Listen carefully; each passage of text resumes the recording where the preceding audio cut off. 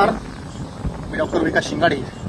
महाराष्ट्रातील शेतकऱ्यांना बंदिस्त शेळीपालन करत असताना बंदिस्त शेळीपालनामध्ये जो रायडर वापरायचा आहे तो रायडर त्या ठिकाणी आपल्या बंदिस्त शेळीपालनाच्या कळपाच्या किंवा शेळ्यांच्या नातेसंबंधांच्या बाहेरचा असावा. कारण जर कळपातला बोकड रायडर वापरला किंवा त्या ठिकाणी नातेसंबंधातला बोकड रायडर वापरला तर पुढे जाऊन त्याचे साईड इफेक्ट वेगळे होतात. ते कोणते?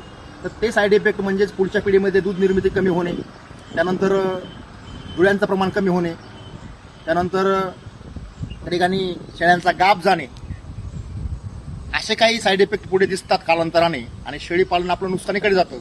म्हणून त्या ठिकाणी मी महाराष्ट्रातील बंदिस्त शेळीपालकांना एक विनम्र विनंती करतो की बंदिस्त शेळीपालन करत असताना रायडर हा बाहेरचा ठेवा, कळपाच्या बाहेरचा ठेवा, नातेसंबंधाच्या बाहेरचा ठेवा. जर आपण कळपातला किंवा नातेसंबंधातला रायडर वापरला तर त्या ठिकाणी इनब्रिडिंग होतं. इनब्रिडिंग नाही झालं पाहिजे, आउटब्रिडिंग झालं पाहिजे. आणि तो बोकड दरवर्षी बदली करा, दरवर्षी रायडर नवीन आणा, दरवर्षी रायडर नवीन घ्या, नवीन रायडरपासून सुरुवात करा, प्रत्येक वर्षी रायडर बदला. असे मी महाराष्ट्रातील शेतकऱ्यांना, बंदिस्त शेळीपालकांना नम्र आवाहन करतो. धन्यवाद.